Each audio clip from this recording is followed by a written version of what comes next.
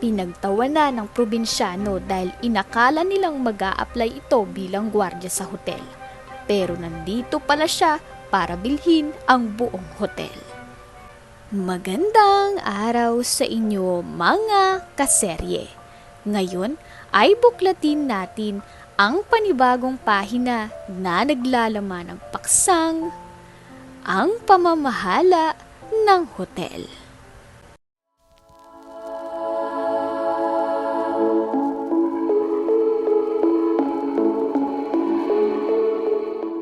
Sa isang maliit na baryo na napapaligiran ng malalagong punong kahoy at malamig na hangin, tahimik na namumuhay si Raul. Isang simpleng probinsyano. Siya ang kilala sa kanilang lugar bilang ang tao na hindi nauubusan ng diskarte. Sa umaga, makikita siyang naglalakad papunta sa bukid. Dala ang itak at sombrerong kupas. Habang sinasalubong ng araw ang kanyang paglalakad. Sa hapon, abala naman siya sa pag-aasikaso ng maliit na tindahang nasa tapat ng kanilang bahay. Sa gabi, sa ilalim ng ilaw ng gasera, makikitang nakayuko siya sa mesa. Nagtatala ng mga kita sa kanyang maliit na notebook. Raul, bakit ba hindi ka nagpapahinga? Tanong ni Aling Rosa, isang kapitbahay na malapit sa kanya. Nakita niya si Raul na nagbubungkal ng lupa sa ilalim ng tirik na araw. Hindi pwedeng tumigil, Aling Rosa eh. Sagot ni Raul. Bahagyang ngumiti habang pinupunasan ng pawis sa noo gamit ang tuwalya. Kapag tumigil ako, anong kakainin natin bukas? Napatawa si Aling Rosa. Ngunit may paghanga sa kanyang mga mata. Ewan ko sa'yo, batang to, pero alam mo bilib kami sa'yo. Laging may ginagawa, laging may plano. Ganito araw-araw ang takbo ng buhay ni Raul. Payak ngunit puno ng sigla at layunin. Ang kanyang tindahan kahit maliit ay puno ng iba't ibang paninda. Mga delata, bigas at kahit ilang gamit sa sakahan.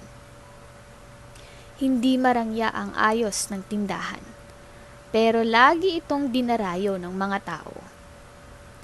Isang umaga habang banayad ang simoy ng hangin at sumisilip ang araw sa mga ulap, abala si Raul sa pag-aayos ng mga basket ng sariwang gulay sa harap ng kanilang bahay. Isa-isa niyang nilalagay ang mga berdeng ampalaya, makukulay na sili at bagong harvest na talong. Kasabay ng pagkilos niya ang huni ng mga ibon sa malapit na puno. Biglang dumaan si Mang Tonyo, ang kanyang kapitbahay. Hawak nito ang isang malaking sombrero habang naglalakad papunta sa kanilang tindahan. Raul, paano mo nagagawa yan? Isang linggo pa lang. Ubos na agad yung mga gulay mo sa palengke. Ani ni Mang Tonyo, sabay turo sa mga basket na punong-puno ng sariwang ani. Ngumiti si Raul, pinunasan ng pawis sa noo gamit ang laylayan ng kanyang kamiseta. Kailangan lang marunong kang makipag-usap sa mga tao, Mang Tonyo. Alamin mo kung anong kailangan nila, tapos ibigay mo ng maayos sa tamaang presyo. Di naman ganyan kasimple yun. Biglang sabat ni Aling Marta na noon ay nakaupo sa harap ng kanyang tindahan malapit sa kanila. Hawak niya ang isang tasa ng kape habang nakikinig sa usapan. Maraming nagtitinda ng gulay sa palengke, pero parang lagi kang may suki. Ano ba talagang sikreto mo, Raul? Napangiti si Raul at napatawa ng bahagya. Tiwala lang, Aling Marta. Kapag pinagkakatiwalaan ka ng tao, babalik at babalik sila. Tsaka hindi ko hinahayaang may masira o magmukhang lantang paninda ko. Importante ang kalidad. Tumango si Mang Tonyo habang humawak sa kanyang baba. Tila nag-iisip. Kaya pala palaging may laman ang bulsa mo, bata ka. Pero hindi mahirap pagsabay ng bukid at negosyo. Parang di ka napapagod eh. Sumeryosong mukha ni Raul. At bahagyang tumigil sa pag-aayos ng kanyang mga gulay. Mahirap talaga, Mang Tonyo, sagot niya. Pero iniisip ko lagi, hindi lang to para sa akin. Kapag lumago ang negosyo ko, mas marami akong matutulungan. Kagaya nitong kooperatiba na sinimulan natin. Kung wala kayo, hindi ko rin to magagawa. Napatingin si Mang Tonyo sa paligid. Sa hindi kalayuan, makikita ang ilang magsasaka na abala sa pagbubuhat ng sako-sakong palay papunta sa rice mill na itinayo ni Raul. Iba ka talaga, Raul. Hindi mo iniisip na ikaw lang ang umasenso. Dapat maraming kagaya mo. Wika ni Mang Tonyo, puno ng paghanga sa tinig. Bakit naman ako lang? Sagot ni Raul.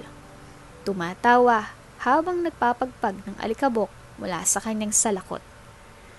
Kapag natuto ang iba, kasabay ko silang umaangat. Mas masaya yon kaysa magtagumpay mag-isa. Isang masayang ngiti ang gumuhit sa mukha ni Mang Tonyo habang iniisip ang mga pagbabagong dala ni Raul sa kanilang lugar. Simula nang maipatayo niya ang rice mill, hindi na kailangang maglakbay pa ng mga magsasaka papunta sa bayan para magpagiling ng palay. Hindi lamang pinaikli ni Raul ang proseso. Mas nakatipid pa ang mga tao sa gastos at oras. Bukod dito, ang kanilang kooperatiba ay nagbibigay ng abot-kayang abono at pautang sa mga miyembro. Bagay na dati imposible para sa karamihan. Ngayon, halos lahat sa kanilang barangay ay may sariling tanim. At unti-unting umuunlad ang buhay. Raul, salamat talaga sa'yo. Sambit ni Mang Tonyo, puno ng pasasalamat ang boses. Dahil sa'yo, mas malaki na ang kita namin sa ani. Di na kami hirap.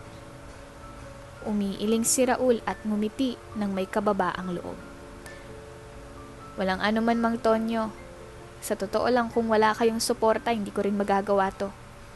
Ang tagumpay natin, tagumpay ng lahat. Tahimik na tumango si Mang Tonyo habang minamasdan ang masiglang paligid. Sa araw na iyon, isang bagay ang malinaw.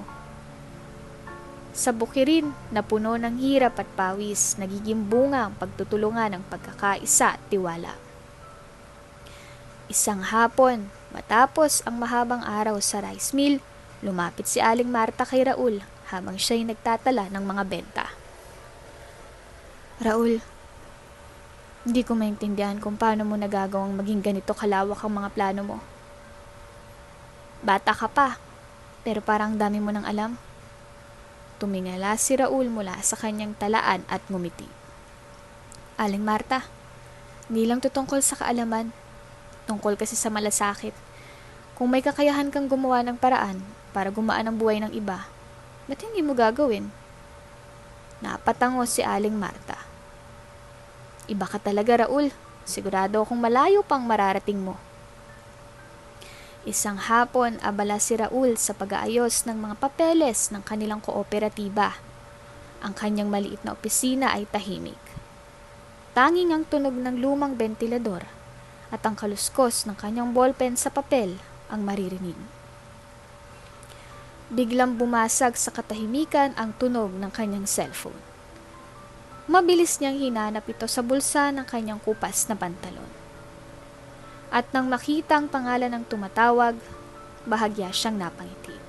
Si Martin, ang matagal na niyang kaibigan. Pinindot ni Raul ang sagot at agad na bumeso ng masigla. Martin, aba, napatawag ka. Kumusta ka na? Tanong niya. Puno ng kasiyahan sa boses. Sa kabilang linya, narinig niya ang mabigat na tinig ni Martin. Raul, pre, kailangan ko ng tulong mo. Bungad nito.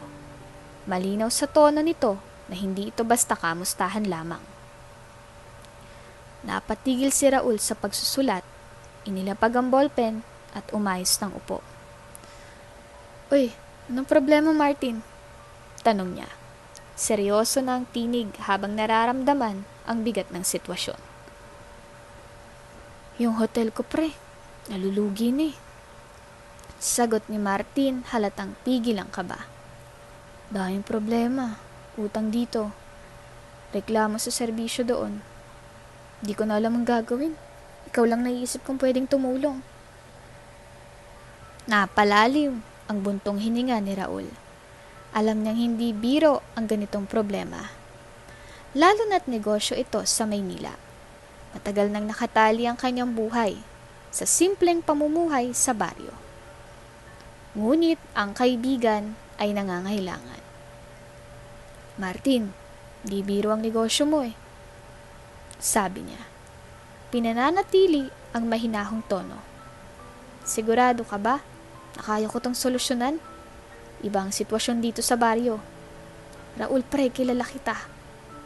Kung paano mo napalago ang mga negosyo mo sa baryo, alam kong magagawa mo rin to. Kailangan lang ng diskarte at tamang tao na gagabay. Isa pa, ikaw lang ang pinagkakatiwalaan ko.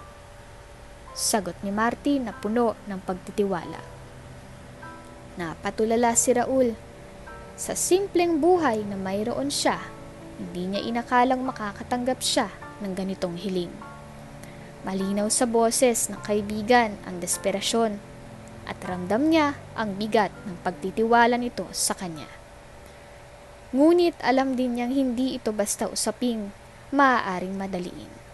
Kailangan ng maingat na pagsusuri, tamang plano at oras. Bigyan mo ako ng ilang araw, Martin. Sagot ni Raul matapos ang ilang sandaling pag-iisip. Pupunta ako dyan sa Maynila.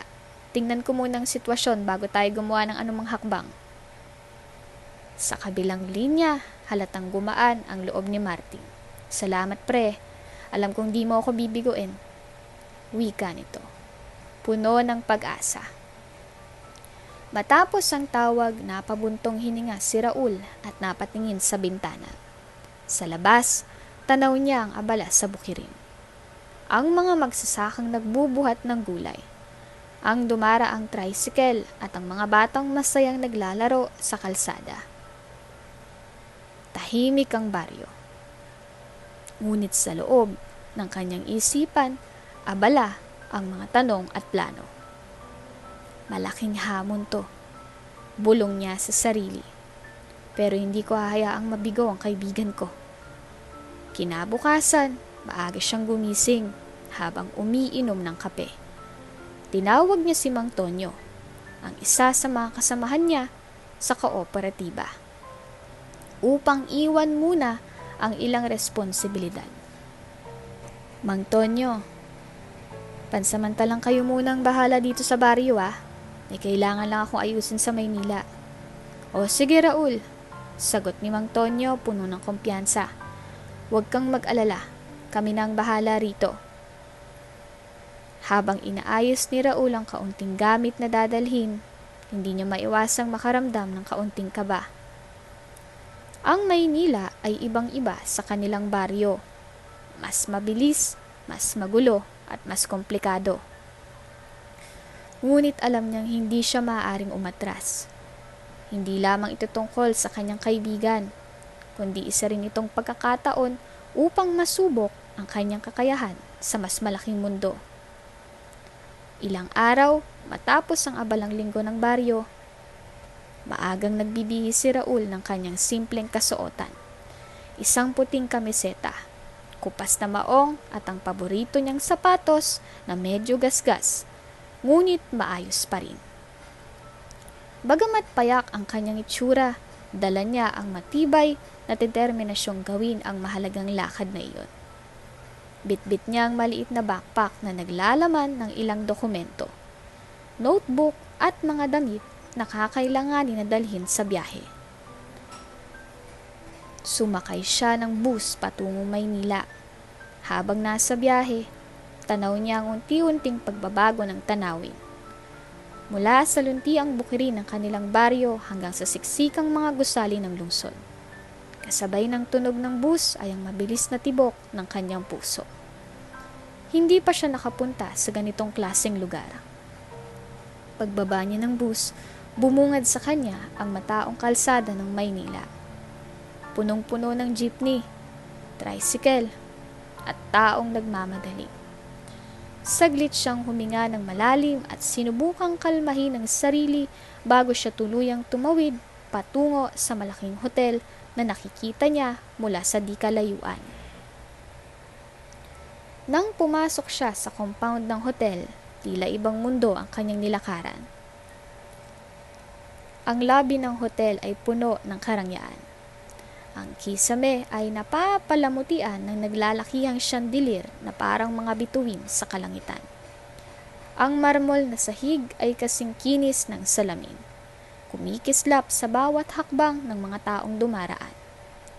Ramdam niya ang lamig ng aircon na tila sumasalungat sa init ng labas.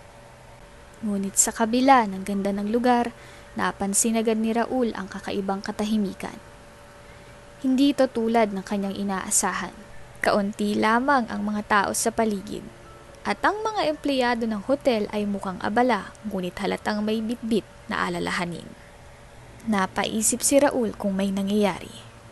Habang naglalakad si Raul papasok sa gusaling iyon na puno ng mga taong abala sa kani-kanilang gawain. Pansin niya ang kinang ng marmol sa sahig at ang malamig na hanging hatid ng aircon. Ang kanyang simpleng polo na medyo kupas at pantalon na may bahagyang alikabok ay halatang kakaiba kumpara sa magagarat formal na pananamit ng mga naroon. Gayunpaman, diretso ang kanyang tingin. Puno ng kumpiyansa, ngunit dala rin ang kaunting kaba sa dibdib. Sa paglapit niya sa reception area, isang lalaki ang biglang lumitaw mula sa isang sulok. Nasa kalagitnaan ito ng 40, naka-Amerikana at kurbata, at malinis ang ayos mula ulo hanggang paa. Halata sa postura nito ang otoridad. Ngunit ang ekspresyon sa mukha nito ay tila nagtataka. Sinipat nito si Raul mula ulo hanggang paa. Animo'y sinusuri kung nararapat ba siyang naroon. "Pasensya na sir," bungad ng lalaki. Malamig at halos walang emosyon ang tono. "Kumpara po sa security guard position ng sadya nyo, doon po sa likod ng entrance." Napahinto si Raul. Sa sandaling iyon, ramdam niyang tila pagdiin ng tao sa kanyang anyo. Isang panlalait na hindi na kailangan ng salita para maunawaan. Bahagyang nagdilim ang kanyang muka, ngunit agad niyang pinigilan ang bugso ng damdamin. Malalim siyang huminga, pilit pinapakalma ang sarili. Hindi siya papatol sa ganitong sitwasyon. Naisip niya. Sa halip, nagbigay siya ng isang mahinahong ngiti at tumugon. "Hindi po ako naghahanap ng trabaho bilang security guard. Nandito po ako para makita si Martin." Napatigil ang lalaki. Halatang nagulat ito sa sagot ni Raul. Ngunit hindi rin maitago ang bahagyang pag-aalinlangan sa tono ng kanyang boses. "Ah, ganun ba?" tanong nito. Medyo nag-iiba ng timpla, ngunit halatang sinusukat pa rin ang intensyon ni Raul. "Sige, maghintay ka na lang dyan at tatawagin ko muna ang manager namin na si Mr. Santos." Tumalikod at naglakad palayo. Halatang walang pakundangan. Tahimik na tiningnan ni Raul ang papalayong anyo ng lalaki. Ngunit sa halip na sumama ang loob, isinantabi niya ito. Nakatingala siya. Iniisip ang dahilan kung bakit siya naroon. Ang pagkakataong maipakilala ang sarili, ang plano niyang proyekto at ang pangarap na makapag-ambag sa mas malawak na saklaw sa pagtutulungan sa kanilang lugar. Sa gilid ng kanyang mata, napansin niya ang mga empleyado sa reception. Palihim silang nagtatawanan habang patingin-tingin sa kanya. "Meron na naman, oh." Narinig niyang pabulong mula sa isang babae na nakatayo malapit sa printer. Hindi man malinaw ang mga salita, sapat na ang tunog ng kanilang pagtatawanan para magdulot ng kirot sa kanyang dibdib. Kitang-kita rin niya si Mr. Santos. ang tagapamahala ng opisina na nakikisali sa kanilang mga biro. May saglit na nagtagpo ang kanilang mga mata. Ngunit agad bumaling si Mr. Santos sa kausap na isang empleyado na nakasalubong ni Raul kanina. Ramdam ni Raul ang kakaibang init na pumaitas sa kanyang batok. Ang init ng kahihiyan na hindi niya magawang pigilan. Hindi niya naririnig ang kanilang bulong. Ngunit alam niya, siguradong siya ang paksa ng kanilang pagtatawanan. Ang kanyang pawisang mukha, ang kanyang kupas na polo, at ang kanyang simpleng tsinelas, lahat iyon tila nagiging dahilan ng paghusga ng iba. Napabuntong hininga si Raul at tahimik na pinunasan ng pawis sa kanyang noo gamit ang kanyang lumang panyo. Sinubukan niyang pakalmahin ang sarili. May mas mahalaga siyang dahilan para tiisin ang ganitong sitwasyon. Napapailing siya habang palihim na sinusuri ang paligid. Ang marmol na sahig ay kasing kinis ng salamin. Animoy hindi kailanman nadumisan ng alikabok. Ang kristal na chandelier sa gitna ay mapapalaganap ng liwanag na tila sinadyang ipakita ang kayamanan ng lugar. Ang mga makintab na pintuan, perpekto ang pagkakapintura ay parang paalala ng kanilang eksklusibidad.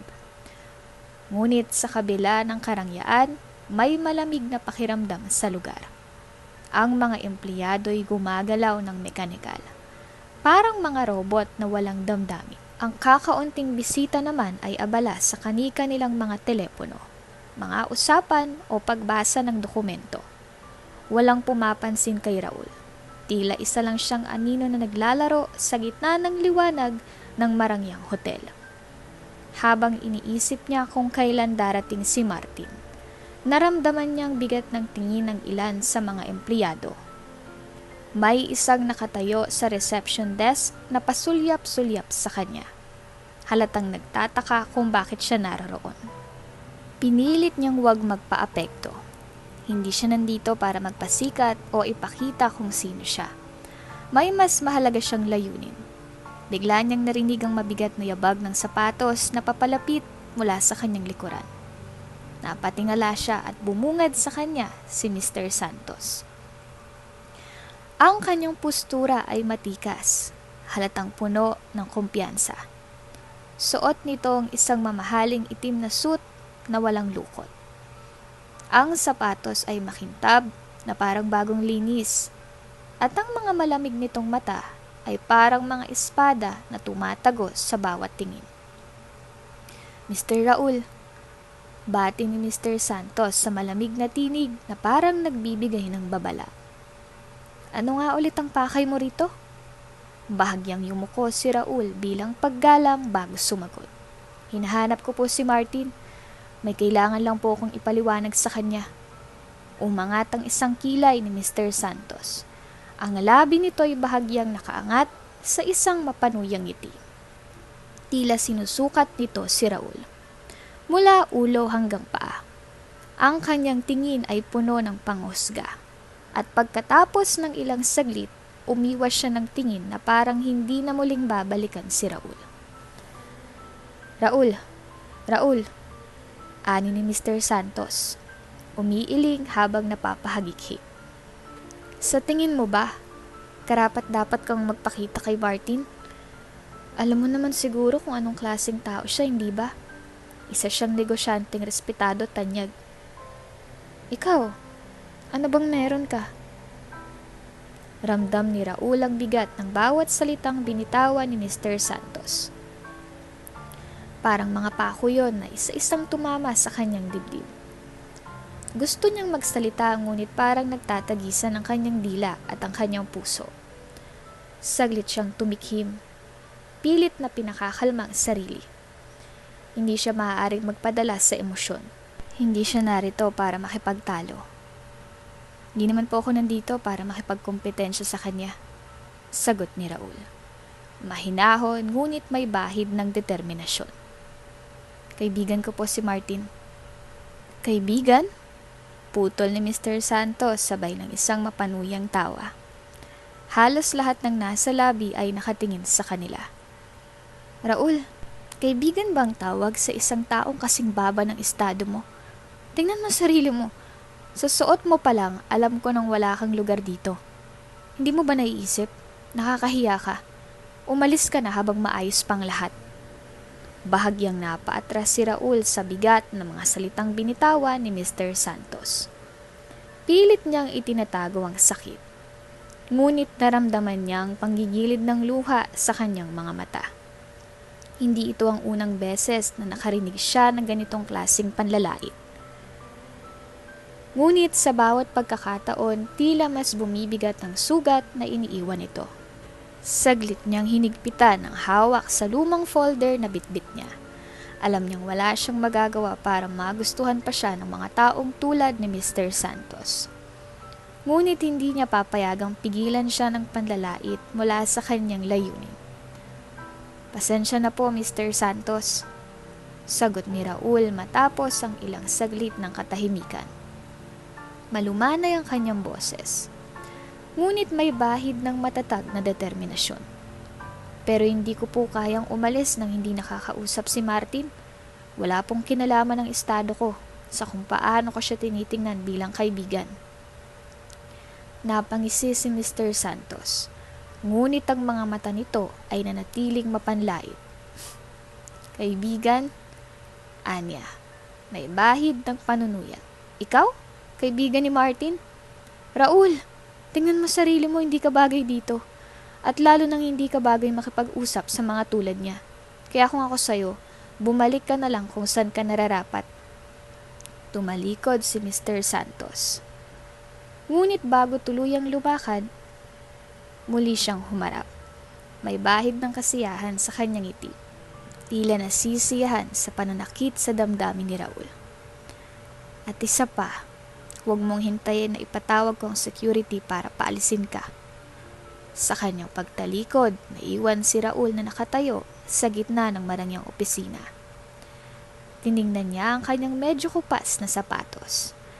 Ang panyo sa kanyang kamay na basang-basa na ng pawis at ang paligid na tila pilit siyang tinataboy. Sa bawat sulok ng opisina, ang mga makikinis na mesa, mamahaling dekorasyon at mga taong abala sa kanilang trabaho ay parang sumisigaw ng, "Hindi ka bagay dito." Ngunit sa kabila ng lahat ng iyon, hindi niya hinayaang lamunin siya ng panghihina. Huminga siya ng malalim. Pilit na pinipigil ang mga luhang gustong pumatak. Hindi siya narito para sa sarili niya. Narito siya para kay Martin. Ang kaibigan niyang walang ibang intensyon kundi tulungan ang kanilang kooperatiba. At higit sa lahat, narito siya para sa mga tao sa kanilang lugar na umaasang may magbubukas ng mas maraming oportunidad para sa kanila. Sa gitna ng eleganteng lobby ng hotel, kung saan ang mga marmol na sahig ay kumikislap sa ilaw ng chandelier. Tahimik na naghihintay si Raul habang pinupunasan ng pawis sa kanyang noo. Hindi man siya sanay sa ganito karangya, buong tiwala siyang pumasok sa lugar na iyon. Isang babaeng receptionist na nakauniporme ang mabilis na lumapit sa kanya. Maaliwalas ang kanyang mukha. Ngunit halata ang bahagyang kaba sa kanyang kilos. Tila nag-aalala kung paano pakikiharapan ang bisitang nasa harap niya. "Sir, kayo ho ba si Raul Perez?" tanong ng babae. Pilit pinapanatili ang propesyonal na tono sa kanyang tinig. "Nasabi po ni Mr. Martin na may dadating na lalaki na nagngangalang Raul." Ngumiti si Raul ng magiliw at tumango. "Oo, ako nga. Nandiyan na ba siya?" tanong niya. Mahinahon ngunit puno ng respeto. Bahagyang yumuko ang receptionist bilang paggalang. Ang mga kamay niya ay mahigpit na nakapulupot sa hawak na clipboard. "Pasensya na po sa abala," sagot niya. Mahina ngunit magalang. "Tatawagan ko po siya ngayon, maupo muna kayo." Inihatid ng babae si Raul sa isang upuan malapit sa isang maliit na mesa na may nakapatong na vase ng sariwang bulaklak. Habang papalapit sila, napansin ni Raul ang mga tingin ng ibang empleyado sa reception. May mga nagtitinginan at tila may sinasabi sa isa't isa. Ang ilan ay halatang nagpipigil ng ngiti, habang ang iba naman ay nagmamasid sa kanya mula ulo hanggang paa. Tila nagtatanong kung ano ang ginagawa ng isang lalaking tulad niya sa ganoong lugar. Narinig pa niya ang mga mahihinang bulungan sa kanyang likuran. Bagamat hindi malinaw ang bawat salita, sapat na ang tono upang maunawaan niyang paksa ng usapan. Siya ba yung sinasabi nilang Raul? Ani ng isang lalaki sa likod ng counter. Parang di naman bagay dito. Oo nga tingnan mo sapatos niya. Mukhang galing pa sa bukid. Sabat pa ng isa pang babae. Sabay bahagyang tawa. Mabilis na lumingon ang receptionist at ang mga empleyado ay agad na nagkanya-kanyang ayos. Ngunit huli na, narinig na ni Raul ang lahat. Tumigil siya sa kanyang hakbang at bahagyang napatingin sa mga empleyado. Hindi galit o inis ang nasa kanyang mukha. Ngunit ang bigat ng kahihiyan ay ramdam na ramdam niya. Pinili niyang huwag magsalita.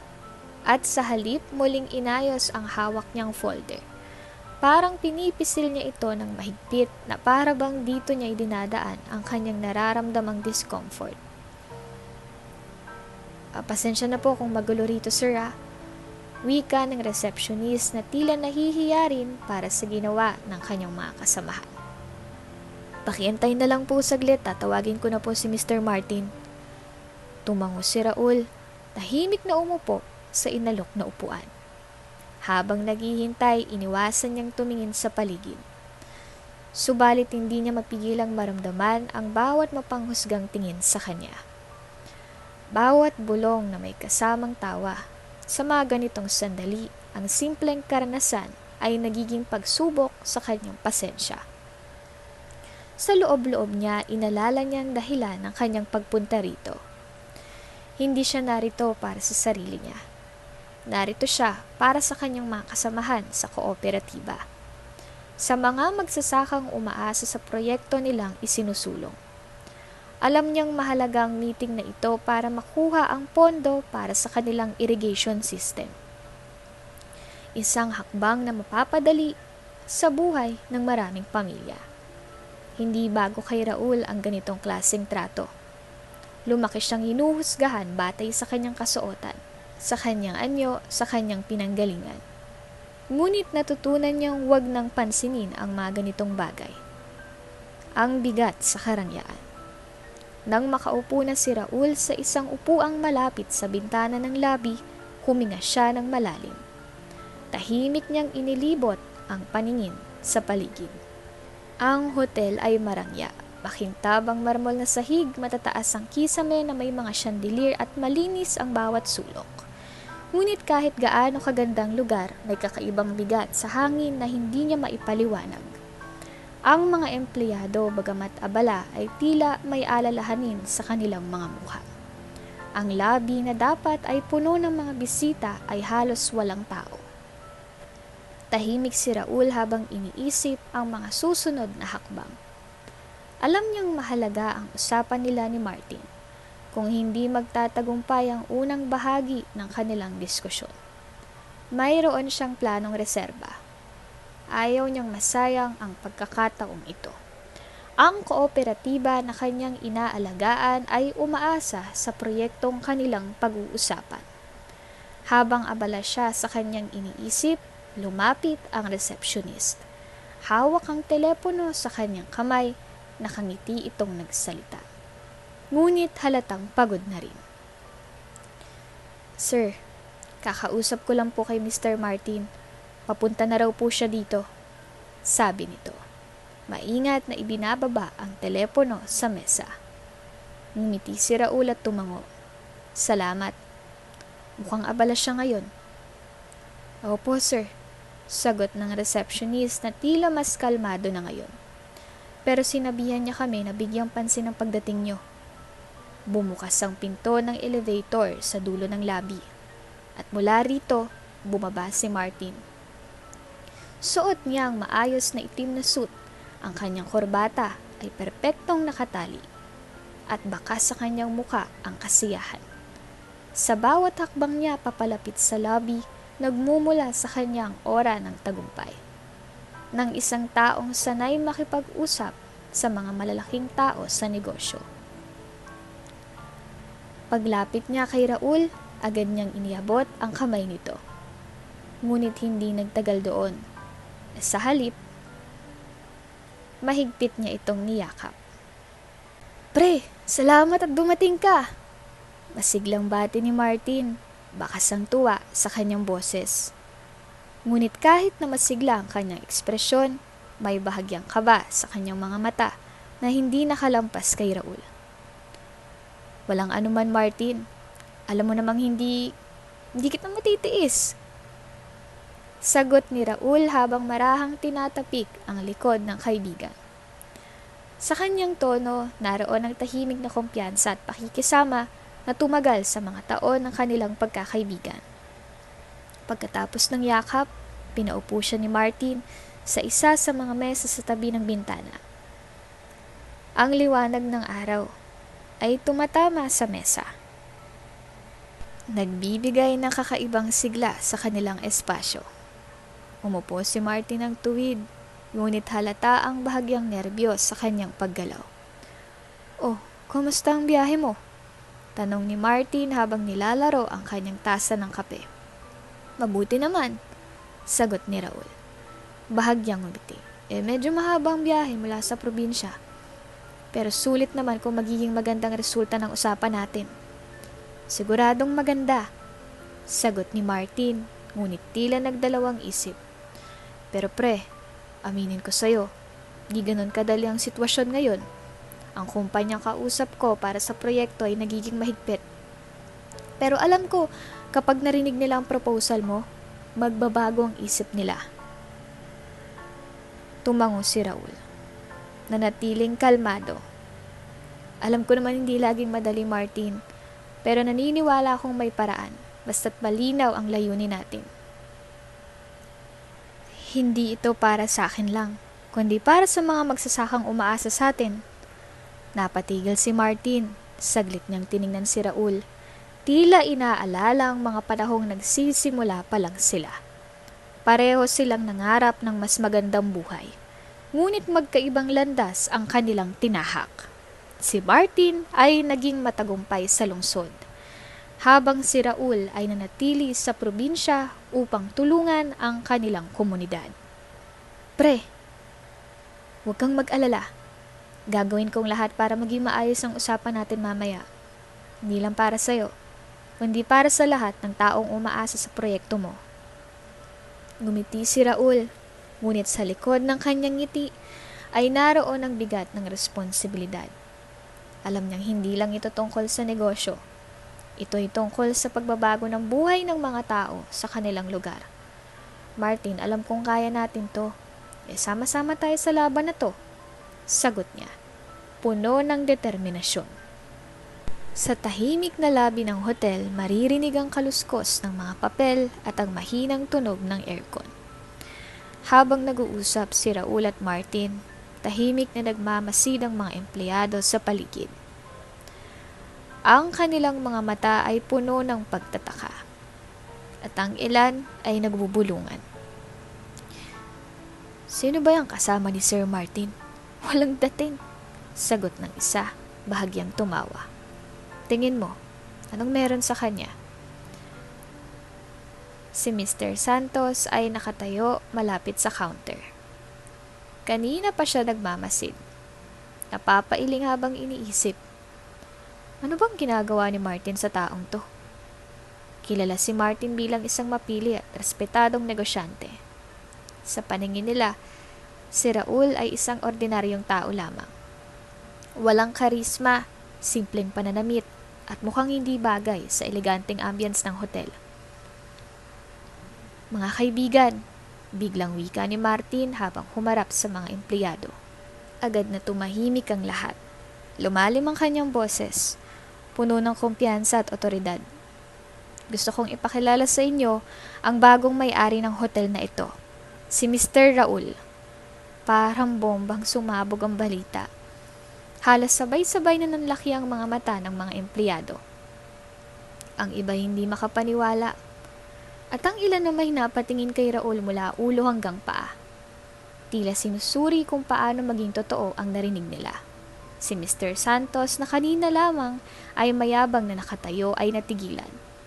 Ang tingin niyang mapanghusga kay Raul ay napalitan ng gulat at takot. Bumagsak ang kanyang mga balikat. At naramdaman niyang bumaba ang temperatura ng paligid. Ang malamig na pawis ay mabilis na dumaloy sa kanyang noo. Ano? Siya? Halos hindi mapaniwalang bulong ni Mr. Santos. Ramdam niyang bigat ng sitwasyon. Kanina lamang, tinatawanan niya si Raul dahil sa simpleng pananamit nito. Ngayon parang gusto niyang lamunin siya ng lupa. Tahimik na tinitigan ni Raul ang mga empleyado. Hindi niya kailangang magsalita para iparamdam ang kanyang presensya.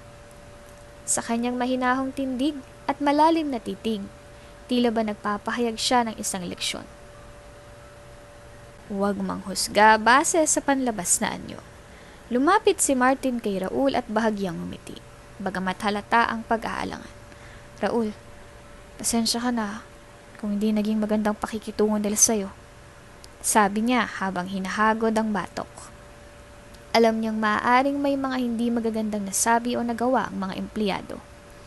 Ngumiti si Raul, ngunit malamig ang kanyang ekspresyon. Walang problema, Martin. Sagot niya ng kalmado. Ngunit ang kanyang tono ay tila nagsasabing hindi niya nakakalimutan ang mga nangyari. Ngayon tingnan natin kung ano ang tunay na problema ng hotel mo. Nagbago ang timpla ng paligid. Ang dating tensyon na dulot ng panghusga sa anyo ni Raul ay napalitan ng takot at kaba. Ang mga empleyado ay tahimik na nakatayo. Nag-aabang sa susunod na mangyayari. Alam nilang hindi ito isang ordinaryong araw. Matapos ang anunsyo, dumiretso si Raul at Martin sa conference room. Sumunod naman ang ilang senior staff ng hotel. Kasama si Mr. Santos. Sa loob ng silid, inilatag ni Raul ang mga dokumentong dala niya, mga tala ng kita, gastos at iba pang ulat na may kinalaman sa hotel.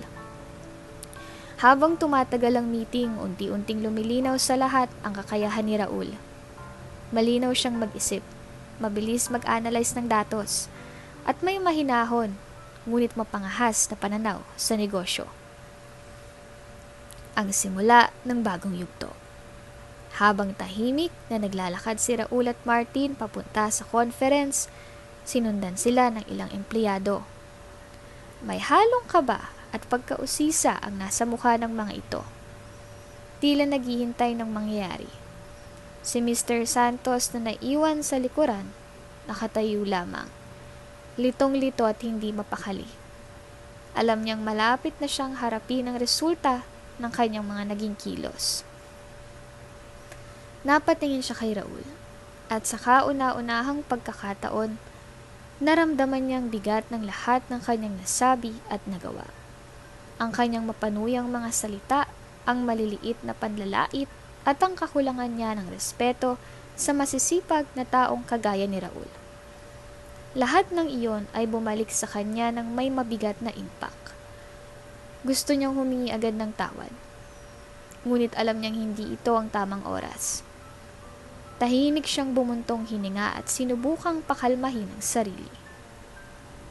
Sa isipan ni Raul, alam niyang ito ay simula lamang ng mas malaking laban. Hindi siya narito upang maghiganti, ngunit may layunin siyang maipakita na ang pagrerespeto at tamang pagtrato sa tao ay mas makapangyarihan kaysa anumang galit.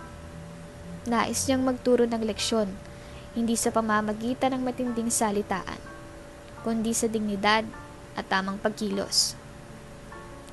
Sa ilalim ng nagkukupas na karatula ng hotel, nakatayo si Raul. Tahimik siyang nagmamasid. Parang iniipon ng lakas na kakailanganin niya para harapin ang panibagong hamon.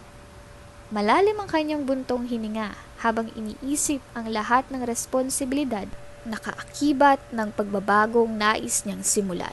Ang hotel na ito na minsang naging tanyag noong kabataan niya ay isa na lamang anino ng dating kaluluwahatian nito.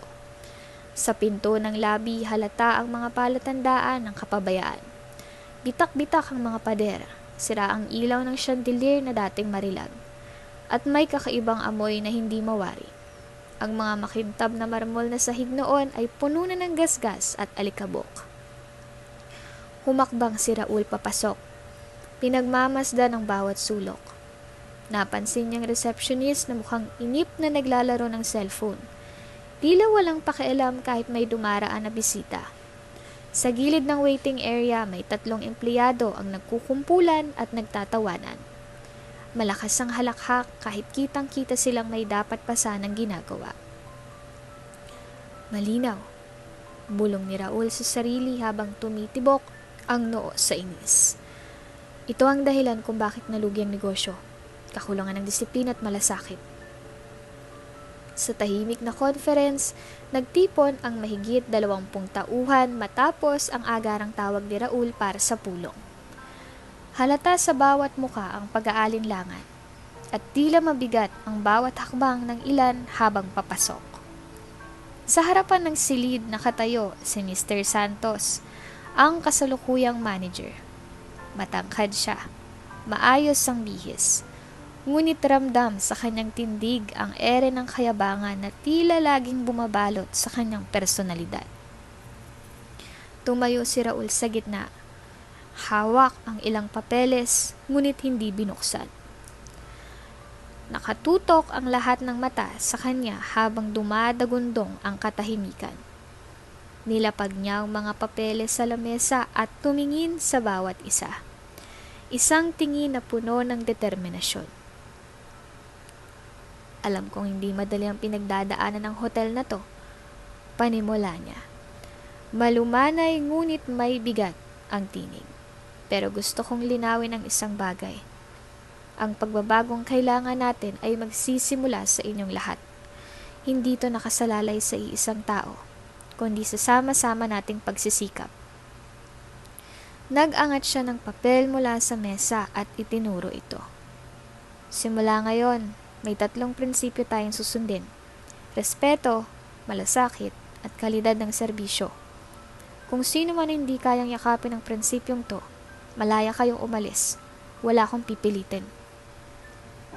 Nagpalitan ng tingin ng ilan sa mga tauhan. Halata ang tensyon sa paligid. Biglang tumayo si Mr. Santos.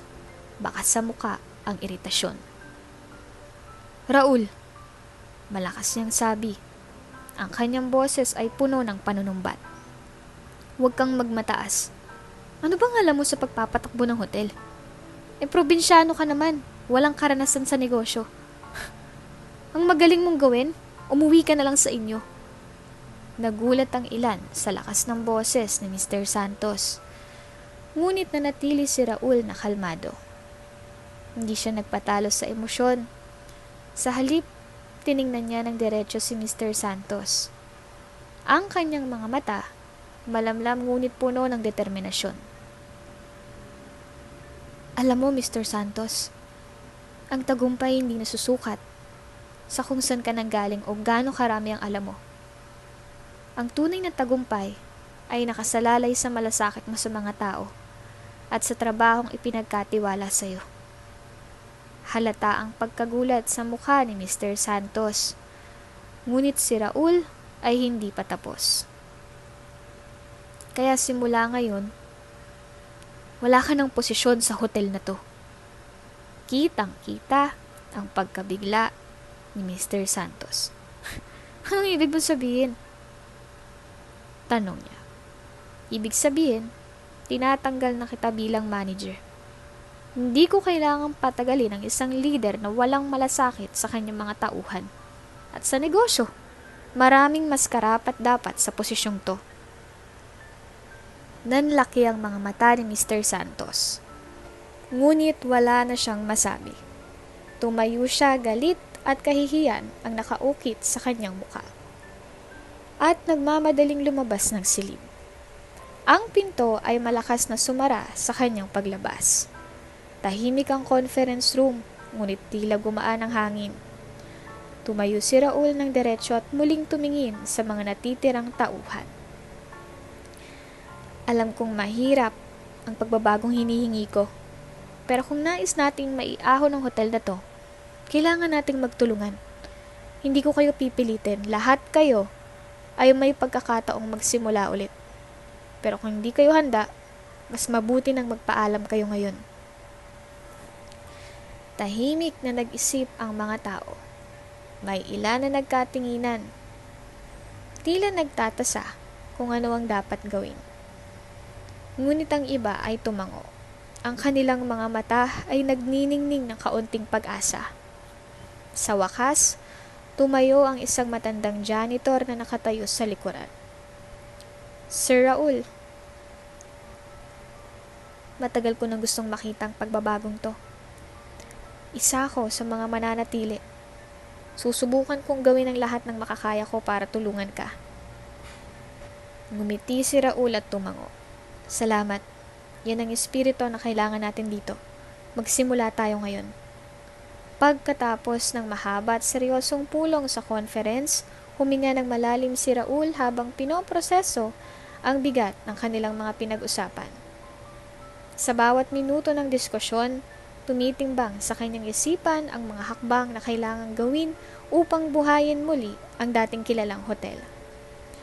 Nang mapag-isa, tumayo siya at tumingin sa bintana ng kanyang opisina. Ang luma at kupas na gusali ng kanilang hotel ay tila sumasalamin sa estado ng negosyo. Pagod, naluluma at nangangailangan ng panibagong buhay. Sa likod niya, narinig niya ang maingat na boses ni Elisa, ang kanyang masugid na assistant. Sir, sigurado ka ba sa plano mo? Mula sa kanyang tono, halata ang pag-aalala. Pero naroon din ang respeto at tiwala sa kanyang amo. Tumalikod si Raul mula sa bintana. Pinilit ang isang bahagyang ngiti habang tinitingnan si Elisa. Oo, Elisa. Panahon na para tapusin ang sistema ng dating pamamahala. Di na tayo pwedeng manatili sa ganitong kalagayan. Ang hotel na ito ay nangangailangan ng bagong direksyon. Tahimik na tumango si Elisa. Bagamat halata sa kanyang mga mata ang katanungan. Kung ganun, sir, ano ang unang hakbang? Hindi agad sumagot si Raul. Sa halip, tumingin siya sa lamesa niya kung saan naroon ang isang folder na may nakasulat na Operational Audit Report. Sa ulat na iyon, malinaw ang mga pagkukulang sa pamamahala sa nakaraang taon. Kakulangan sa serbisyo, ang pagkaluma ng pasilidad at ang pagkawala ng interes ng kanilang mga kliyente. Unang hakbang, sabi niya sa huli, ang pagpapalit ng manager. Tinawag ni Raul si Mr. Santos, ang dating manager sa kanyang opisina. Dumating ito makalipas ang ilang minuto. Dala ang isang folder na puno ng papeles. Tahimik itong naupo sa harap ng mesa ni Raul. Halatang kabado pero pilit pinapanatili ang propesyonal na postura. Mr. Santos, mahinahong wika ni Raul habang nakaupo sa likod ng kanyang desk. Ang kanyang mga kamay ay nakapatong sa ibabaw ng mga papel. Alam kong marami kang nagawa para sa hotel na to. Hindi ko rin makakalimutan ang mga panahong nagbuwis ka ng oras at lakas para sa ating negosyo. Tumango si Mr. Santos, bagamat halata ang lungkot sa kanyang muka. Salamat, Sir Raul. Ginawa kong lahat ng makakaya ko para mataguyod to. Pero alam kong marami pa rin kulang. Pinagmasdan siya ni Raul. Bagamat may mga pagkukulang si Mr. Santos sa pamamahala, hindi maikakailang may malasakit din ito sa negosyo. Ngunit sa puntong ito, malinaw na kailangan nila ng bagong leader na mas may sariwang pananaw. Sa puntong ito, Mr. Santos, patuloy ni Raul, naniniwala kong kailangan natin ng ibang leader na may mas malawak na karanasan at sariwang ideya para ibalik ang sigla ng hotel. Gusto kong magpasalamat sa lahat ng naitulong mo. Pero panahon na para sa pagbabago. Halos hindi gumalaw si Mr. Santos habang iniintindi ang bawat salita ni Raul. Maya-maya ay tumango ito ng mabagal. Naiintindihan ko. Di madaling tanggapin, pero totoo ang sinabi mo, sir. Sana'y magtagumpay kayo sa bagong plano. Salamat, Mr. Santos. Huwag kang mag-alala. Sisiguraduhin kong maayos ang lahat para sa iyong pag-alis. May separation package na nakahanda para sa iyo. At kung kailangan mo ng tulong para sa susunod mong hakbang, nandito kami. Tumayo si Mr. Santos. Pilit na ngumiti bago tumalikod. Sa pintuan, saglit itong huminto. Raul, hindi madali ang desisyon mong to.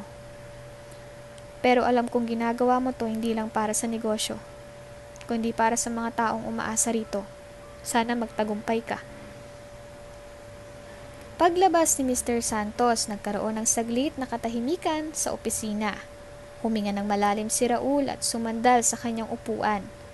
Muling tiningnan ng bintana. Sa labas, makikita ang gusaling nangangailangan ng pagsasaayos. Hindi lamang pisikal, kundi pati sa mismong sistema nito. Pumasok muli si Elisa. Dala ang listahan ng mga kandidato para sa bagong manager. Sir, sabi niya, narito na ang profile ng mga aplikante. Salamat, Elisa, sagot ni Raul.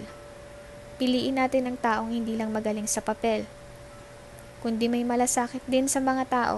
Gusto kong magsimula tayo sa tamang paraan. Ilang araw, pagkatapos ng mahigpit na pagpupulong at pagpapalit ng pamamahala, ipinakilala ni Raul si Cora bilang bagong manager ng hotel. Si Cora ay kilalang pangalan sa industriya ng hospitality, hindi lamang dahil sa kanyang husay at karanasan, kundi pati na rin sa kanyang malasakit sa mga empleyado at kliyente. Dumating siya na puno ng enerhiya. Dala ang bagong pag-asa para sa lahat. Sa unang araw ni Cora bilang manager, tinipon niya ang buong staff sa function hall ng hotel. Kahit hindi pa tapos ang renovations, siniguro nilang maayos at maaliwalas ang lugar para sa kanilang meeting. Magandang umaga sa inyong lahat, bati ni Cora, puno ng sigla at ngiti na tila kayang tanggalin ang kaba ng mga empleyado. Alam kong marami sa inyong nag-aalala sa mga pagbabagong nangyayari ngayon, pero nais kong ipaalam sa inyo na ang lahat ng ito ay para sa ikabubuti nating lahat. Hindi lang ng negosyo, kundi pati ng bawat isa sa inyo, okay? Tahimik na nakikinig ang mga empleyado. Ang ilan ay nagkakatinginan. Tila iniisip kung totoo ang sinasabi ng bagong manager. Ramdam ni Cora ang kanilang pagdududa, kaya't nagpatuloy siya. Gusto kong magtulungan tayo upang mas mapaganda ang ating serbisyo. Hindi ko kayang gawin to mag-isa, kaya kailangan ko ang suporta nyo. Sa bagong direksyon, natatahakin natin, sisiguraduhin kong maririnig ang inyong mga hinaing at opinyon. Sama-sama nating itataas ang pangalan ng hotel na to. Nagbigay siya ng ilang minuto para sa mga tanong at sagot, at unti-unti nagkaroon ng sigla ang bawat isa. Ang mga empleyado ay nagsimulang magtanong at magbigay ng kanilang mga suhestyon.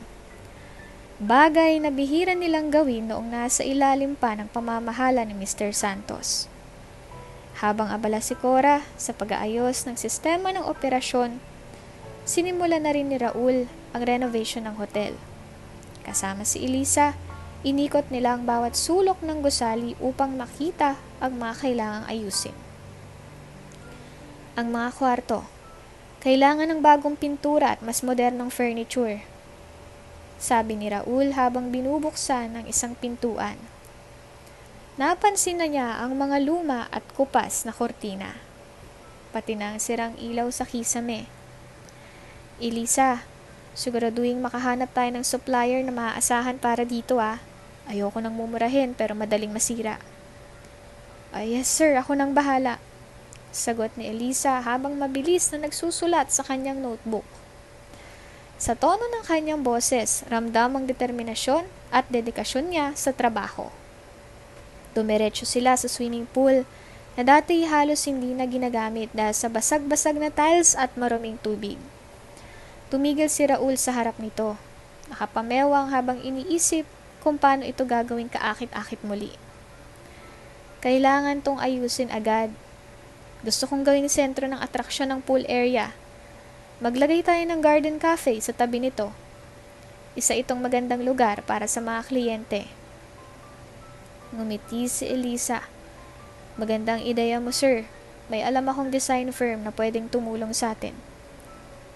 Kontakin mo sila. Ayoko ng patumpik-tumpik. Gusto kong matapos to sa lalong madaling panahon. Kasabay ng renovation, ipinakilala rin ni Raul ang bagong accounting system para sa hotel. Tinawag niya ang finance team sa conference room para ipaliwanag ang layunin ng pagbabago. Lahat ng transaksyon kailangan documented at transparent. Ayoko ng kahit anong klase ng katiwalian. Ang bawat sentimo ay dapat nakalaan para sa ikabubuti ng hotel at ng mga empleyado nito. Tumango ang finance head, halatang suportado ang bagong hakbang. Naiintindihan po namin, sir. Magandang hakbang to para mapanatili ang tiwala ng lahat. Muling tumingin si Raul sa lahat ng nasa silid. Kung meron kayong katanungan o suhestyon, huwag kayong mahihiyang magsabi. Gusto kong maging bukas ang komunikasyon natin. Sa ganitong paraan, mas mabilis nating makakamit ang tagumpay. Sa loob lamang ng ilang buwan, nagbago ang itsura at serbisyo ng hotel. Hindi lamang ang gusali ang sumasa ilalim sa pagbabago. Pati ang pananaw at trabaho ng mga empleyado ay umangat din. Ang dating tahimik at halos walang bisitang hotel ay napuno ng bagong enerhiya at sigla. Isang araw habang nagpapahinga si Raul sa garden cafe, lumapit si Cora sa kanya. Sir Raul, marami pong salamat sa tiwala. Ang saya po ng mga empleyado at ramdam kong mas magandang direksyon natin ngayon. Sabi ni Cora. Ngumiti si Raul at tumingin sa paligid. Hindi lang to dahil sa akin, Cora. Ito ay dahil nagtulungan tayong lahat. At dahil dito, sigurado akong magiging matagumpay muli ang hotel natin. Isang araw habang abala si Raul sa pag-iinspeksyon ng bagong ayos na hotel, dama niya ang kasiyahan sa bawat detalye ng lugar.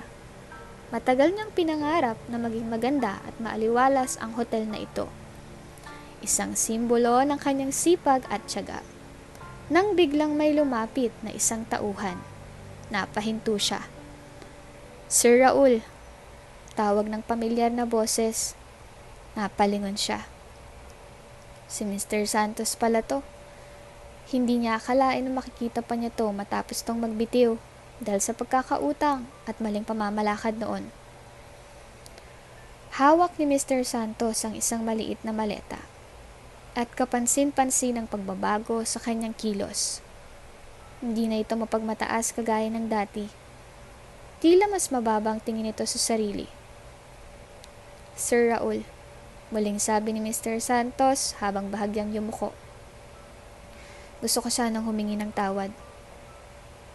Mali ako noon. Hindi kita pinaniwalaan at nilait kita dahil sa pinanggalingan mo. Pero ngayon, kitang-kita ko kung gaano mo pinagandang lugar na to. Pinakita mo na kahit simpleng tao kakaya mong magtagumpay. Saglit na tumahimik si Raul.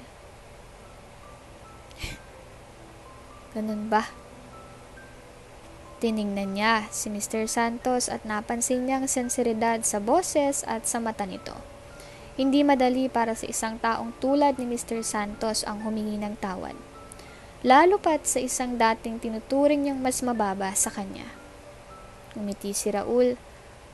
Ang mahalaga, natutunan mo ang leksyon. Hindi madali ang magbago, pero may pagkakataon ng bawat isa sa atin na magsimulang muli. Ang hotel na to ay hindi lang negosyo para sa akin.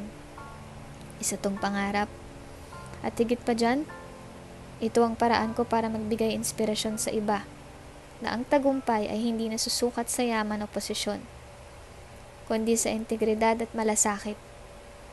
Namangha si Mr. Santos sa sagot ni Raul. Maraming salamat, Raul. Sana'y magpatuloy kang maging inspirasyon sa marami. Tumango si Raul at tumalikod.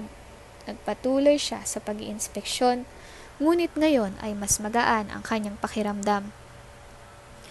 Sa bawat hakbang niya sa loob ng hotel, ramdam niya ang bawat tagumpay na dulot ng kanyang sipag at determinasyon. Habang binabaybay ni Raul ang pasilyo, natanaw niya ang isang grupo ng mga tauhan na abala sa pagtatrabaho. Narinig niyang sinabi ng isa sa kanila, "Kung nagawa ni Sir Raul to, magagawa rin natin." Simula pa lang to. Bulong niya sa sarili. Alam niyang ang tagumpay ay hindi natatapos sa isang proyekto. Patuloy niyang gagamitin ang kanyang kakayahan upang gawing mas mabuti ang mundo. Isang hakbang, isang hotel at isang pangarap sa bawat pagkakataon. Sa isang malamig na gabi, tahimik na nakaupo si Raul sa veranda ng kanyang hotel. Sa harap niya, ang mga ilaw ng lungsod ay kumikislap tulad ng mga bituin sa lupa. Nag-uumapaw sa buhay at sigla. Sa likod ng bawat liwanag, naisip niyang marahil ay mayroong kwento ng tagumpay, kabiguan at pag-asa, katulad ng kanya. Parang kailan lang. Bulong niya sa sarili habang nilalasap ang init ng kapeng hawak niya. Nasa probinsya pa ako, nagtatanim ng gulay at nagpapasa ng sako ng bigas. Dumapo ang malamig na hangin, ngunit mas mainit ang pakiramdam ni Raul sa kanyang puso. Sino ang mag-aakalang ang isang simpleng magsasaka ay magiging may-ari ng isa sa pinakamagandang hotel sa lungsod? Isang pangarap na nooy tila imposibleng abutin. Ngayon ay nasa harapan na niya. Sa kalagitnaan ng kanyang pagmumuni-muni, narinig niyang bumukas ang pinto ng veranda. Dumating si Martin, ang dating may-ari ng hotel. Bitbit ang isang bote ng alak at 2 baso. May ngiti ito sa labi. Tila nagagalak sa tagumpay ng kausap. "Raul," bungad ni Martin, habang nilalapag ang alak sa mesa. "Hindi ko alam paano kita masusuklian sa ginawa mo para sa hotel na to. Kung hindi dahil sa'yo, baka tuluyan na tong nagsara." Tumayo si Raul upang salubungin ang bisita. Hinaplos niya ang likod ng upuan at ngumiti ng bahagya. "Martin, hindi po ako ang dapat pasalamatan. Kayo pong nagbigay ng pagkakataon sa akin. Kung hindi ho dahil sa tiwala nyo, hindi ko magagawang lahat ng to." Napailing si Martin, ngunit bakas ang paghanga sa kanyang mukha. "Hindi, Raul. Maraming beses ko nang sinubukan pero ikaw ang nagtagumpay. Ikaw ang nagbigay ng bagong buhay sa hotel na to." Habang nag-uusap sila, unti-unting nagtipon ang mga empleyado sa veranda. Narinig nila ang usapan ng 2 lalaki at sa bawat salitang binitawan, dama nila ang senseridad at respeto sa isa't isa. Nagpakawala ng isang malalim na hininga si Raul at tumingin sa mga tao sa paligid. "Alam nyo," anya, bahagyang itinaas ang kanyang boses para marinig ng lahat. "Ang tagumpay na to ay hindi dahil sa akin lang. Ito ay dahil sa lahat ng nagtulong-tulong, sa bawat empleyado, sa bawat kliyenteng patuloy na naniniwala, at higit sa lahat, sa pagkakataong ibinigay ng mga tulad ni Martin." Nagpalakpakan ng mga tao. May ilan pang lumapit upang batiin si Raul, ngunit nanatili siyang mapagkumbaba. Tumingin siya sa lungsod, sa liwanag na kumikislap sa malayo, at napangiti. Sa kabila ng lahat, napatunayan niya na ang tunay na tagumpay ay hindi lamang nasusukat sa kayamanan o ari-arian. Ito ay nasa kung paano mo nagagamit ang biyayang natamo upang makapagbigay inspirasyon at makapagbahagi sa iba. "Raul," muling sabi ni Martin sabay tapik sa balikat nito. "Tunay kang huwaran. Ang hotel na to ay maswerte na ikaw ang nagpapatakbo. At maswerte rin kami na nakilala ka namin. Tumawa si Raul, isang masayang tawa na puno ng pasasalamat. At ako rin po, maswerte na naging bahagi ako ng kwento ng hotel na to. Maraming salamat, Martin, sa tiwala at sa pagkakataon. Ang gabing iyon ay naging simbolo ng tagumpay hindi lamang para kay Raul, kundi para sa lahat ng naroon. Sa malamig na hangin, isang bagay ang naging malinaw. Hindi kailanman magiging malamig ang puso ng isang taong marunong magpasalamat at tumulong sa iba. Dito ko na nga po isasara ang kabanatang pinamagatang ang pamamahala ng hotel.